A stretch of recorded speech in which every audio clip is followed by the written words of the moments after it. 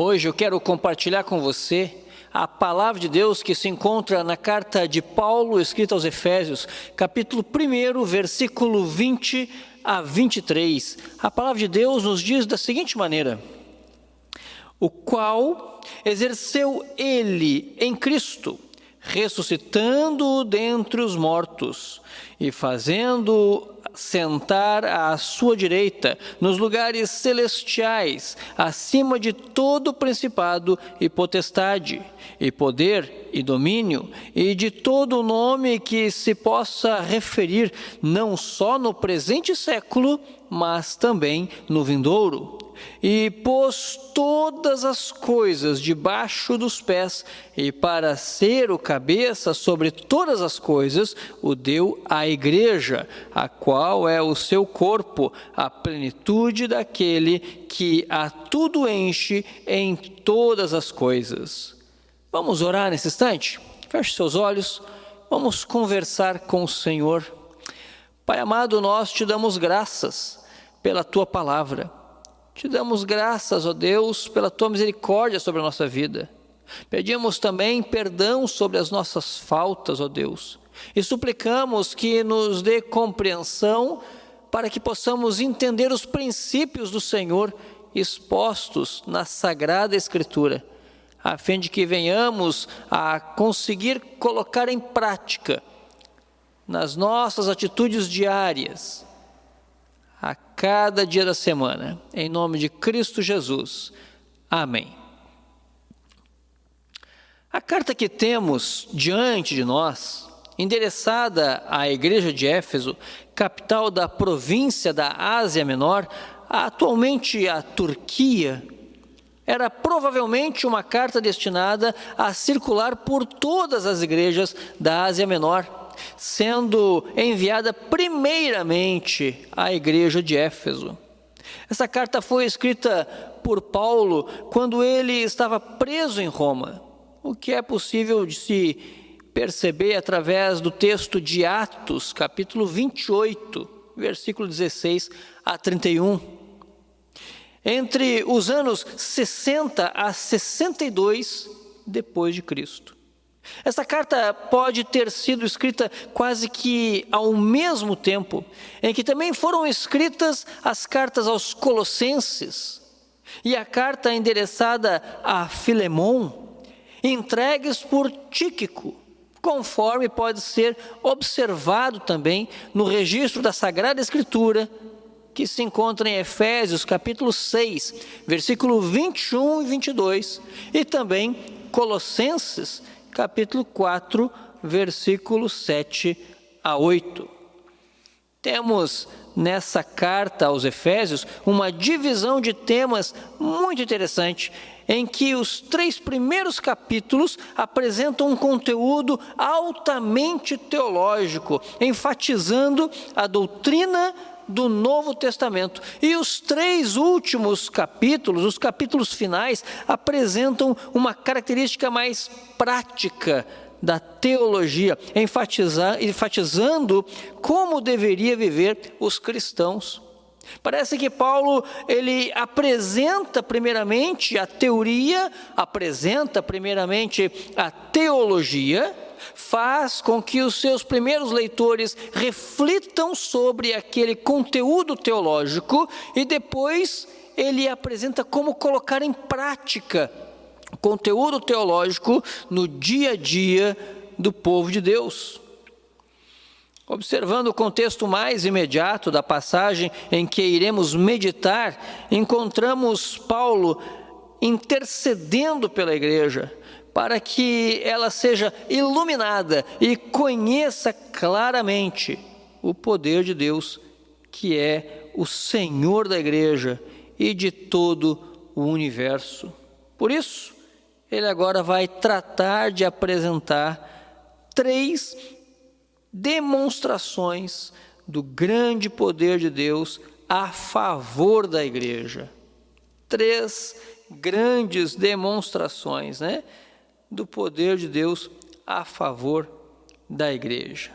Relendo novamente esta passagem, nós encontramos Efésios 1, versículo 20 e 23, que diz: o qual exerceu ele em Cristo, ressuscitando dentre os mortos e fazendo-o assentar à sua direita nos lugares celestiais, acima de todo o principado e potestade, e poder e domínio, de todo nome que se possa referir não só no presente século, mas também no vindouro. E pôs todas as coisas debaixo dos pés, e para ser o cabeça sobre todas as coisas, o deu à igreja, a qual é seu corpo, a plenitude daquele que a tudo enche em todas as coisas. O poder de Deus é manifestado durante toda a história da humanidade, mas Paulo aqui apresenta a importância de que a igreja se torne ainda mais consciente desse divino poder, ou desse poder divino, né?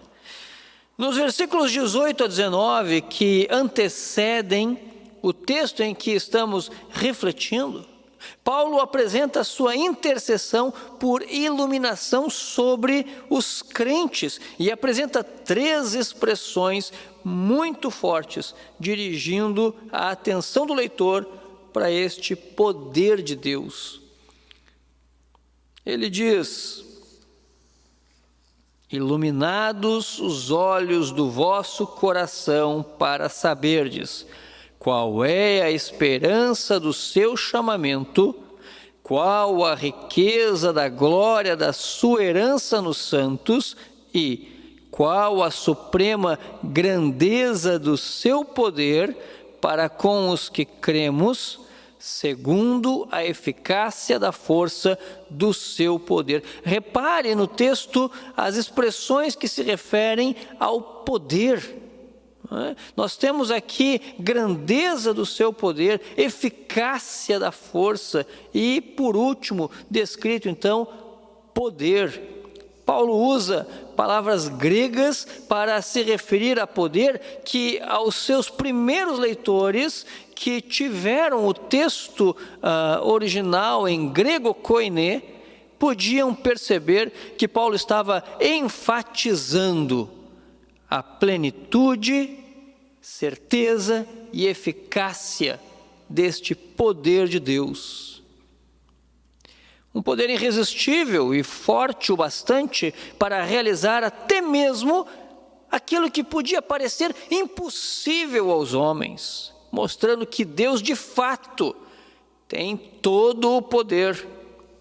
Aí então Paulo começa a apresentar a manifestação desse poder que também está disponível para a igreja.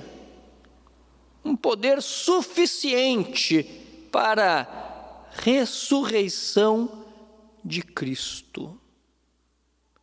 Um poder suficiente para a ressurreição de Cristo. Observe mais uma vez o texto de Efésios, capítulo 1, versículo 20 a 21. Diz assim a palavra de Deus: o qual exerceu ele em Cristo, ressuscitando-o dentre os mortos e fazendo-o sentar à sua direita nos lugares celestiais, acima de todo principado e potestade, e poder e domínio, e de todo nome que se possa referir, não só no presente século, mas também no vindouro. Paulo está apresentando o fato de que Deus ressuscitou Cristo, não o deixando na morte, não permitindo que o seu corpo experimentasse corrupção.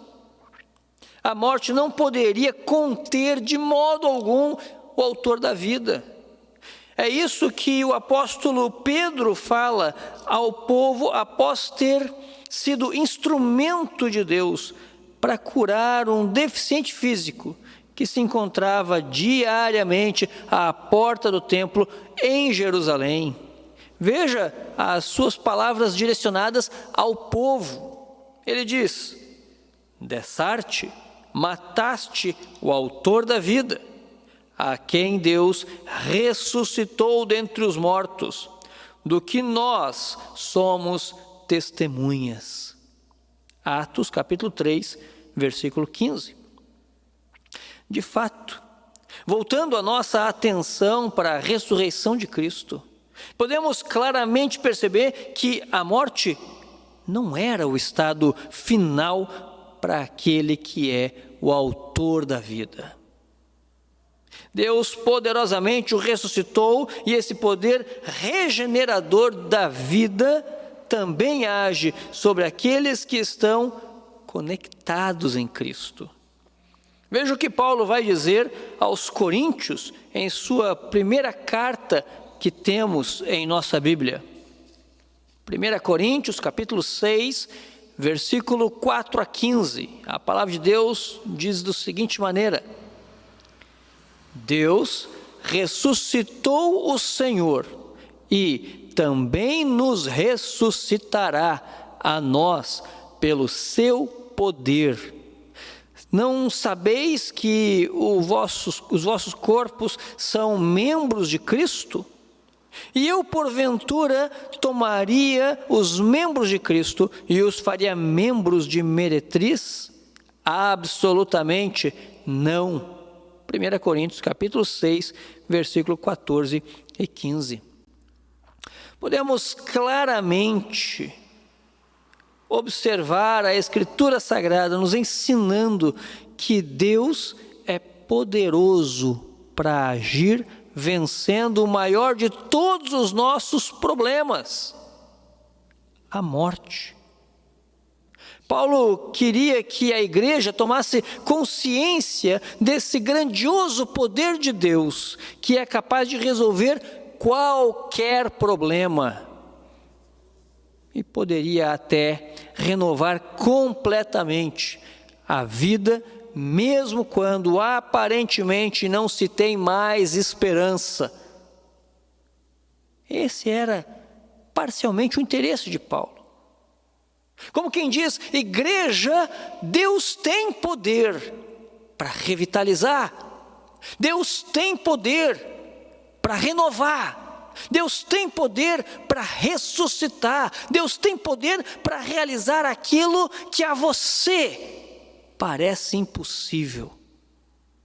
Que até mesmo no campo das ideias, os nossos pensamentos podem nos assaltar dizendo: não é possível isso acontecer, jamais é possível uma restauração, mas para Deus não há impossível. Ele ressuscitou Cristo da morte, e não somente Cristo, como também alguns dos seus santos durante a história bíblica. Diante disso, devemos também nos confiar em Deus. Nós devemos depositar a nossa confiança no Senhor, na certeza de que seu grandioso poder age sobre a igreja ainda nos dias de hoje e até a volta de Cristo. Deus continua sendo poderoso. Esse poder não se gasta, esse poder se renova a cada dia, esse poder está sobre a igreja, trazendo restauração de vidas, trazendo novidade de vida, tirando da escuridão pessoas perdidas e trazendo para a sua maravilhosa luz, trazendo vida ao que está morto nos seus delitos e pecados e fazendo-o triunfante com Cristo. Só Deus pode fazer isso. E nós devemos confiar nesse Deus. Não precisamos viver ansiosos de coisa alguma, como se desconfiássemos que não é possível Deus realizar aquilo que a nós é impossível. Não precisamos viver ansiosos de coisa alguma, como se alguma coisa estivesse saindo do controle do Criador de todas as coisas. Deus não é somente o Criador, Ele é também o mantenedor. Ele é aquele que sustenta. Não devemos usar de qualquer meio reprovado por Deus para manipular situações. Não devemos forjar situações ao nosso favor como se fôssemos os únicos responsáveis pelo nosso sucesso pessoal diante das dificuldades. O que precisamos de fato, como igreja de Éfeso, como igreja nos dias de hoje e até a volta de Cristo, é confiarmos em Deus, conhecendo do seu imensurável poder e amor. Segunda manifestação do poder de Deus que Paulo vai apresentar é o fato da entronização de Cristo. Observe Efésios 1, versículo 20, a parte B do versículo, e o versículo 21. Diz assim a palavra de Deus: e fazendo-o sentar à sua direita nos lugares celestiais, acima de todo principado e potestade, e poder e domínio, e de todo nome que se possa referir, não só no presente século, mas também no vindouro. O sacrifício de Cristo foi aceito plenamente, como total pagamento pelas transgressões tua e minha, pelas transgressões dos pecados dos eleitos de Deus. E a ressurreição autenticou o ministério de Jesus, marcando o começo da sua glorificação.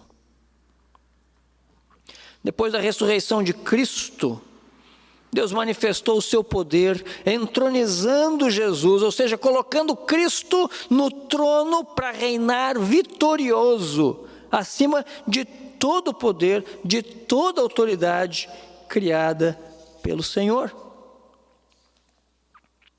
Sentar à direita de Deus nos lugares celestiais não se refere a um lugar físico no espaço, mas sim a uma posição de autoridade, um lugar de privilégio.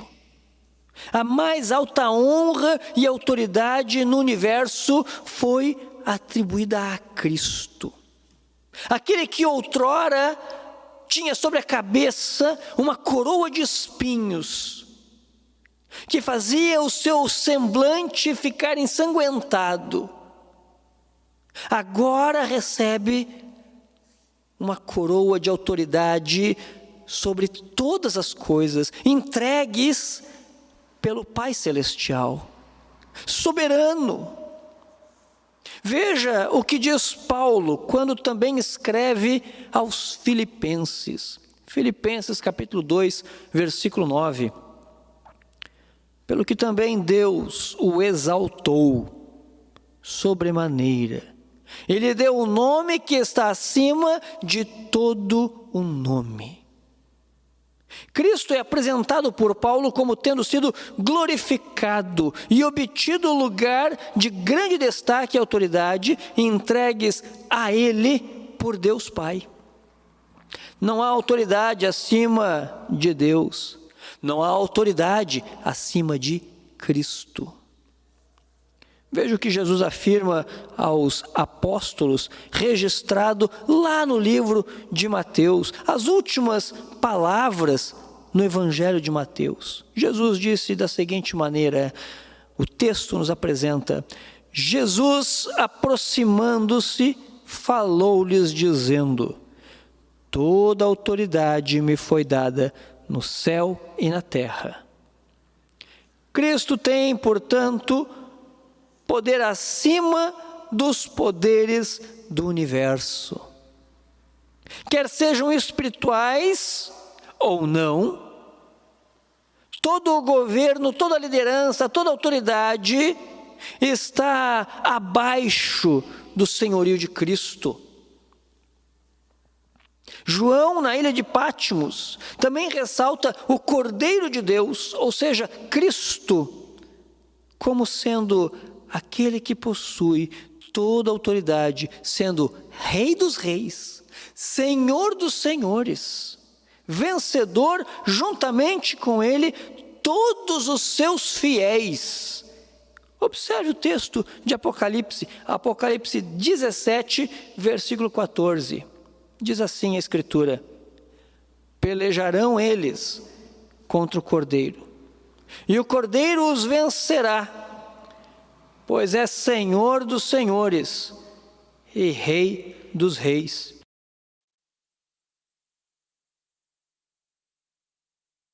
Eleitos e fiéis que se acham com Ele.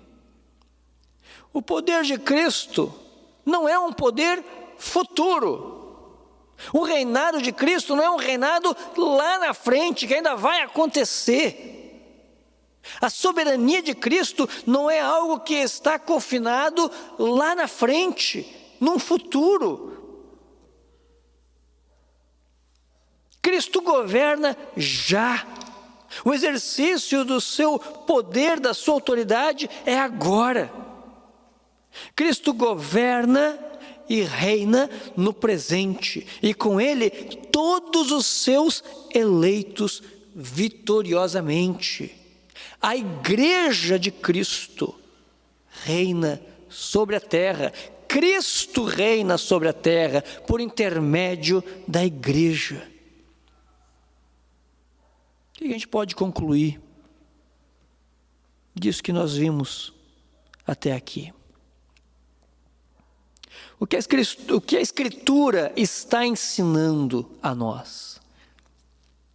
O que Paulo está mostrando aos crentes de Éfeso? O que Deus está nos fazendo lembrar é que Cristo está no governo de todas as coisas já no presente século.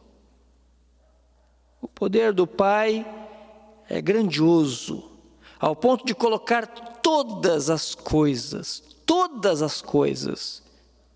debaixo dos pés de Cristo. O sacrifício de Cristo foi aceito por Deus Pai, e todas as coisas foram submetidas ao governo de Cristo. Nada está fora ou nada está longe do controle e domínio de Jesus. Que autoridade tremenda! Que soberania real! Acima de todas as coisas. Como é que a gente aplica isso?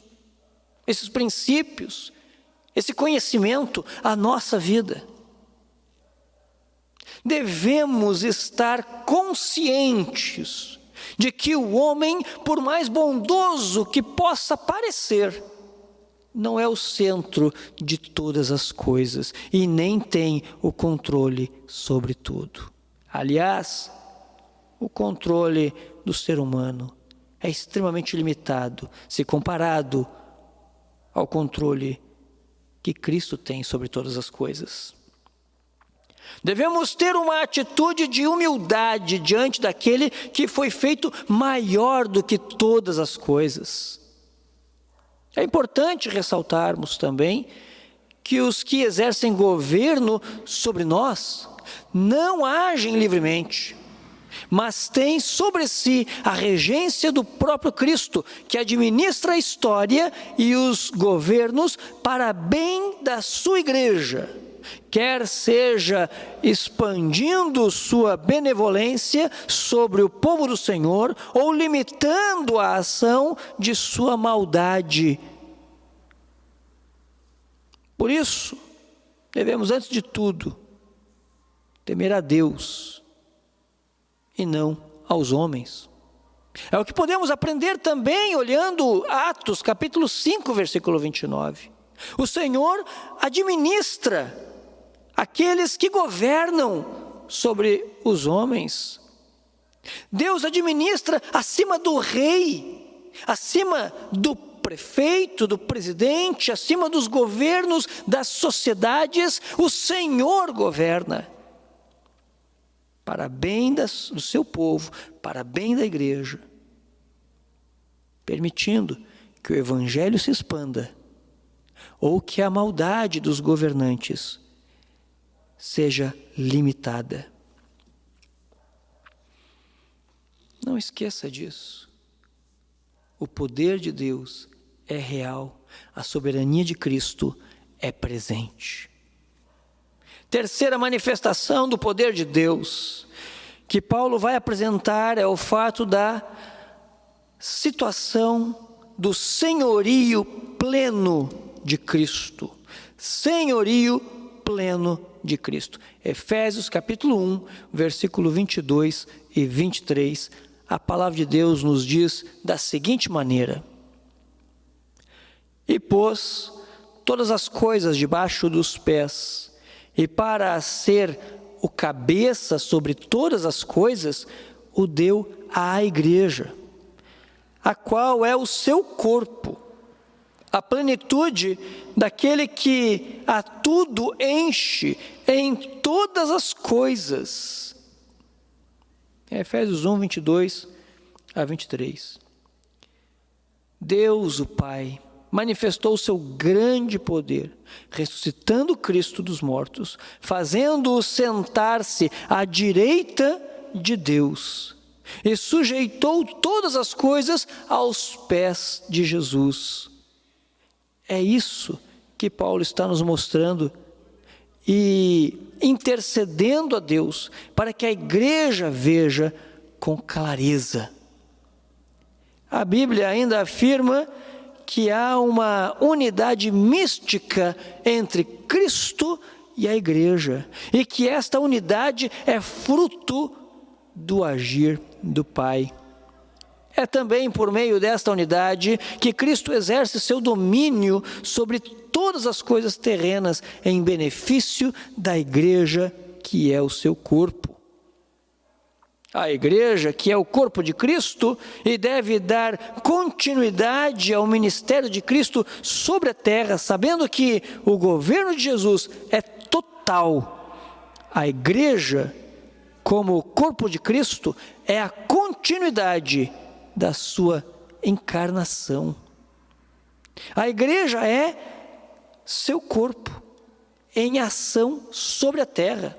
Perceba, a unidade ela é tão intrínseca, a unidade ela é tão real, Cristo sendo cabeça, a igreja sendo corpo, de modo que isso figura na sociedade, de modo que isso figura entre os homens, de que Cristo continua reinando por intermédio do seu corpo, que é a igreja. O fato de Cristo ser o cabeça da igreja faz ressaltar 3 questões importantes que devemos sempre ter em mente. A primeira delas, que Cristo tem autoridade suprema sobre toda a igreja. Cristo tem autoridade suprema sobre toda a igreja. Ele governa a igreja. Ele deve ser sempre obedecido. A palavra de Cristo deve ser levada em consideração pelo corpo de Cristo. Veja a importância de se estudar a Bíblia. Veja a importância de estar participando das reuniões de estudo da Sagrada Escritura. Uma vez que o corpo de Cristo deve agir de acordo com o que deseja Cristo, que é o cabeça. A palavra dele não pode ser desprezada. Cristo tem autoridade sobre a igreja, de realizar ou deixar de realizar, de determinar ou não determinar. Cristo é quem faz estas coisas. Segunda questão, em Cristo e entre Cristo e a igreja, Há uma unidade indivisível, impossível de ser quebrada esta união. Não há como separar a igreja de Cristo. Logo, se a igreja não tem essa percepção da unidade com Cristo, ela sofre problemas de identidade. Porque a igreja só existe porque Cristo é o cabeça da igreja. É impossível dividir estas coisas. É impossível dividir corpo do cabeça que é Cristo. A igreja é inteiramente dependente de Cristo. É impossível viver e agir sem Cristo. Você já viu um corpo agindo livremente sem sua cabeça? É impossível. É impossível separar, agir sem nos prostrarmos, sem nos voltarmos para Cristo, sem nos voltarmos para a palavra de Cristo. É impossível nós darmos um passo adiante como corpo de Cristo, como igreja do Senhor, se nós desprezarmos a palavra do Senhor, se nós desprezarmos a presença do Senhor, se nós desprezarmos os sacramentos do Senhor, se nós desprezarmos a comunhão. Como que a gente aplica isso na nossa vida? Em todo instante, devemos estar atentos para a direção de Deus. Devemos olhar para o Senhor, devemos caminhar na direção do Senhor e da sua palavra. Devemos buscar entender o que o Senhor deseja, como quem diz: Cristo, qual é a tua vontade para a nossa igreja? Cristo, qual é a tua vontade para a minha família? Cristo, qual é a tua vontade para a minha vida? Precisamos estudar a Escritura, conhecer a vontade de Deus, não somente para a igreja como instituição, mas também para a vida pessoal. Devemos andar sempre consciente de nossa dependência de Cristo. Somos inoperantes sem a comunhão com Cristo. Nada conseguimos fazer de bom se não for em comunhão com Cristo. No Evangelho de João, veja o que Cristo afirma: eu sou a videira, vós os ramos. Quem permanece em mim e eu nele, esse dá muito fruto, porque sem mim nada podeis fazer. João 15, versículo 5. O desejo de Deus é que você e eu venhamos a dar muito fruto, mais fruto ainda, muitos frutos. Frutos de evangelização, mas frutos de personalidade. Frutos que nos façam identificar a nossa caminhada com a caminhada de Cristo. E para que isso seja possível, devemos compreender que sem Cristo nada podemos fazer. Mas reconhecendo Cristo em nossos passos, somos mais que vencedores. Mais que vencedores com Cristo. Assim como Ele também é vencedor. Teremos aflições, teremos perseguições, teremos dificuldades na questão da contracultura, mas venceremos todas elas, assim como Ele, o cabeça, Cristo, também venceu. Veja o que ele mesmo diz aos discípulos em João 16:33. Estas coisas vos tenho dito, para que tenhais paz em mim. No mundo passais por aflições, mas tende bom ânimo. Eu venci o mundo. Está claro a nós. No mundo, todo aquele que segue a Cristo vai passar por aflição, perseguição, limitações, problemas, dificuldades. A bem da verdade, estamos apenas de passagem. O nosso lar é celestial. Novos céus e nova terra. Lá nós habitaremos felizes. Não deveríamos nos apegar às questões deste mundo, haja vista que neste mundo nós somos passageiros. Mas venceremos todos os problemas se permanecermos com Cristo. Se permanecermos com Cristo. 3 demonstrações do grande poder de Deus a favor da igreja. Primeira delas, ressurreição de Cristo. Foi a favor da igreja, a favor dos eleitos de Deus, a favor daqueles que Paulo está falando já no capítulo 1 de Efésios, versículo 3, que foram chamados, que foram eleitos por Deus. A ressurreição de Cristo.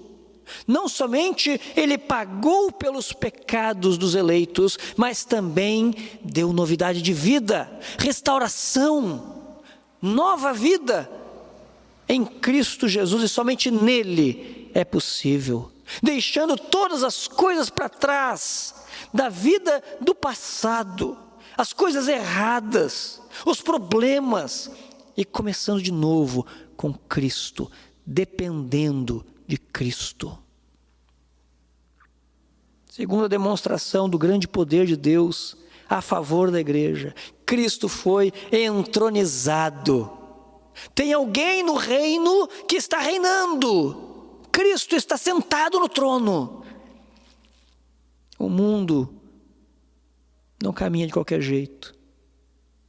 O trono tem um rei que está sentado e está administrando a história a favor da igreja.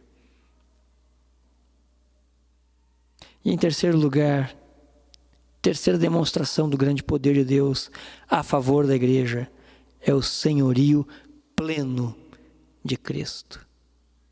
Não há canto algum nessa terra em que Deus não seja Senhor. E nós louvamos ao Pai por tão grande poder e demonstração de amor sobre a igreja, cuidando de todos nós. Que essas manifestações do poder de Deus traga à tua vida mais consciência do grandioso amor do Pai e te faça entender qual é a esperança para o qual fomos chamados a servir. Fomos chamados a servir a esse Deus que cuida da igreja, que cuida de nós, que cuida de você. Vamos orar? Feche seus olhos. Pai amado, nós somos gratos. E hoje tomamos consciência mais uma vez do imensurável poder do Senhor. Tendo aberto os nossos olhos, ó Deus, nos faz enxergar tão grande poder que cuida da igreja, que cuida dos teus servos, que tem cuidado de nós. Nós te louvamos. Sabemos que enfrentamos e continuaremos enfrentando dificuldades, limitações, problemas, mas também temos a consciência de que o Senhor, que tem todo o poder, exaltando Cristo acima de todas as coisas, tem cuidado da igreja e cuidado de nós, e nós te louvamos.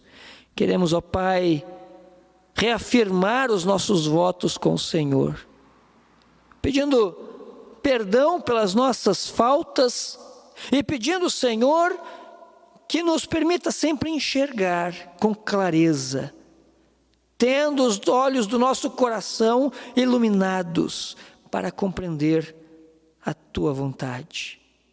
Obrigado, Senhor, por tudo, em nome de Cristo Jesus. E agora, povo amado do Senhor, que o amor de Deus, imensurável amor, que as consolações existentes na cruz de Cristo e o poder do Espírito para sermos testemunhas do Senhor seja sempre visível sobre cada um de vós, agora e para todo sempre. Amém.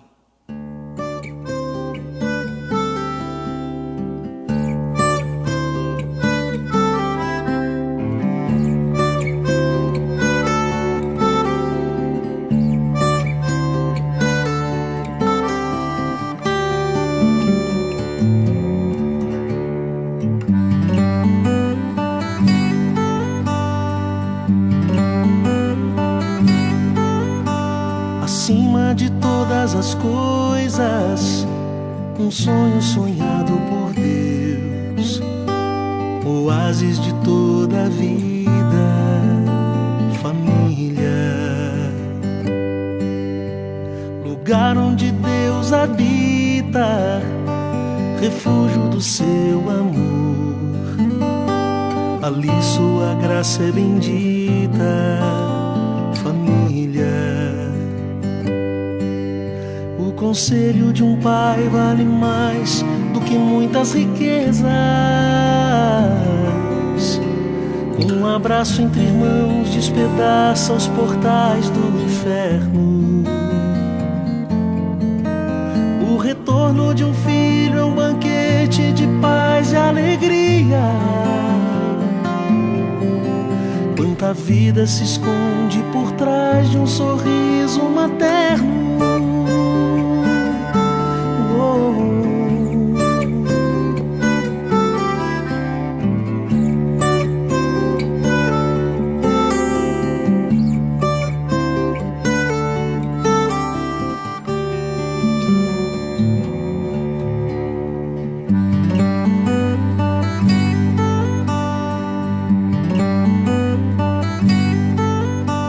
Bem mais do que todas as coisas, feliz de quem cuida dos seus. Seus dias serão de alegria, família. Lugar onde Deus habita, refúgio do seu amor. Ali sua graça é bendita, família. Acima de todas as coisas, família.